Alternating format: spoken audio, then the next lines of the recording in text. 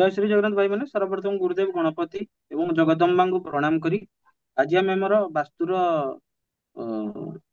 Session नेबा वास्तुर session रे आमे आज गोटे कॉमन प्रोब्लेम नबा कौन से कॉमन प्रोब्लेम ना आजिकाली घरे जदि पेचा ଶାଗୁଣା ତ ଆଉ ଦେଖା ଯାଉନାହାନ୍ତି ପେଚା ଆଉ ଶାଗୁଣା ଯଦି ପଶି ଯାଆନ୍ତି ତାହେଲେ ଆମେ କଣ ଇଣ୍ଟରପ୍ରେଟ କରିବା କେତେ ଲୋକ କହନ୍ତି ଏଇଟା ହଉଛି ସବୁଠୁ ଭଲ କେତେ ଲୋକ କହନ୍ତି ପେଚା ହଉଛି ଲକ୍ଷ୍ମୀଙ୍କ ବାହନ ଭଲ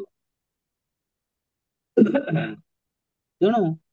ଆଉ କେତେ ଲୋକ କହନ୍ତି ନା ନା ପେଚା ମାନେ ଅଶୁଭ ତାହେଲେ ଆକ୍ଚୁଆଲି ଶାସ୍ତ୍ର କଣ କହୁଛି ଆ ଉପରେ ଆମେ ଦେଖିବା ତ ପୁରାଣ ଶାସ୍ତ୍ର କହୁଛି ଯଦି ପୂର୍ବ ଗୃହେ ଚୈବ ଗୃଧ୍ର ସୋପବି ସେ ତଦା ଧନସ୍ୟ ନାଶମାପ୍ନୋତି ଜାମ୍ये ଚୈବ ଧନାଗମଃ ପଶ୍ଚିମ ପଶ୍ଚିମେ ଭବନେ ଚୈବ କିଞ୍ଚିତ୍ କ୍ଲେଶମବାପ୍ନୁୟାତ୍ उत्तरे च महापीड़ा कोनो भाग्य अल्पकम फलम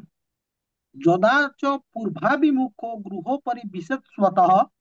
तदा पीड़ा करो नैव दक्षिणाभिमुखो महत् पश्चिमाभिमुख पश्चिम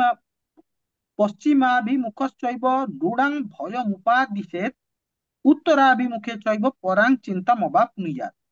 पश्चिमे धनचिन्ता स्यादुत्तरे पशुहानिकृत् आग्नेयम् अग्निभयोद नैऋत्ये भूमिलाभदः वायव्ये शस्यनाशः सदैशान्यं महति व्यथा मध्यभागे यदा वासः तदा भयमुपागतम् अकारणत् यदा वास तदैतत् फलमाप्नुयात् कारण अल्प दोषा षण्मुख्य शालां विशेषतः अच्छा ମୁଁ ଏ ଶ୍ଲୋକଟା ପଢିଲି ସମସ୍ତେ କହିଲେ ଏଇଟା ବୋଧେ ବହୁତ ଅଧିକା ପଣ୍ଡିତ ଦେଖଉଛି ଏଥିପାଇଁ ଶ୍ଲୋକଟା ପଢିଦେଲା କଥାଟା ସେଠି ନାହିଁ କଥାଟା ମୁଁ ଏ ଶ୍ଲୋକଟା ଏଇଥିପାଇଁ ପଢିଲି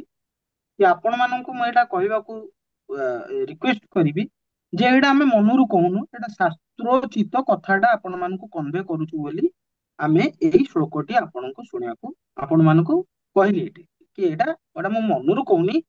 ଏଇଟା ଶାସ୍ତ୍ରୋଚିତ କଥା ସେଥିପାଇଁ ଶ୍ଲୋକ ଆକାରରେ ଆପଣଙ୍କୁ ଏକ ବର୍ଣ୍ଣନା କଲି ଏବେ ମୁଁ ଧୀରେ ଧୀରେ ଆପଣ ମାନଙ୍କୁ ତାର ବ୍ୟାଖ୍ୟା ଗୁଡିକ ବର୍ଣ୍ଣନା କରିବି ଏଇ ଶ୍ଲୋକର ଅର୍ଥ ହଉଛି ଏଇଆ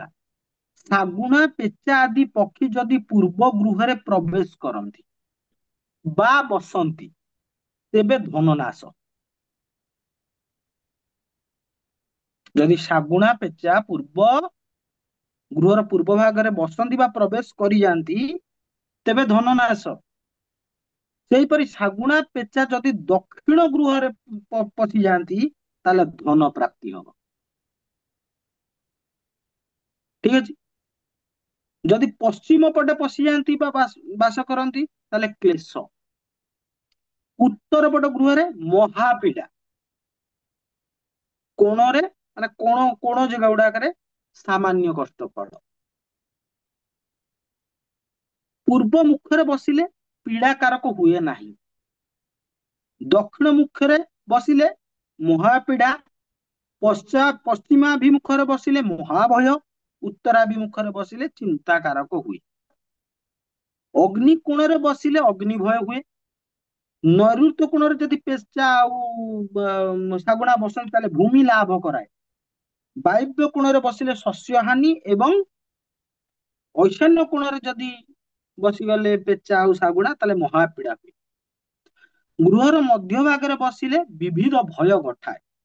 ଯଦି ଗୃହର ମଧ୍ୟ ଭାଗରେ ପେଚା ଆଉ ଶାଗୁଣା ବସିଯାଆନ୍ତି ତାହେଲେ ମହାଭୟ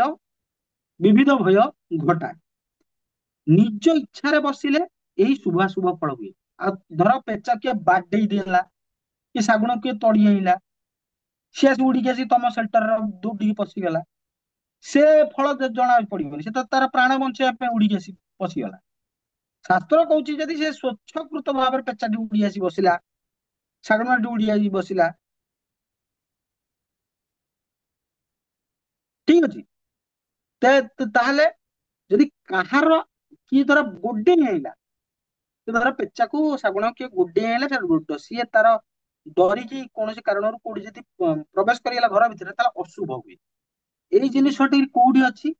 ଏଇ ଯୋଉ ଶାସ୍ତ୍ର କଥାଟି କୋଉଠି ଅଛି ଏଇ ଯୋଉ ଶାସ୍ତ୍ରର କଥାଟି ଅଛି, ଏଇଟା ହଉଛି ବର୍ଷିକୃତେ। ଏଇଟା ଗୋଟେ ବହୁତ ପୁରାତନ ବାସ୍ତୁଶାସ୍ତ୍ର। ବର୍ଷିକୃତେ ସେ ଗୋଟେ ବହି ଅଛି, ତାର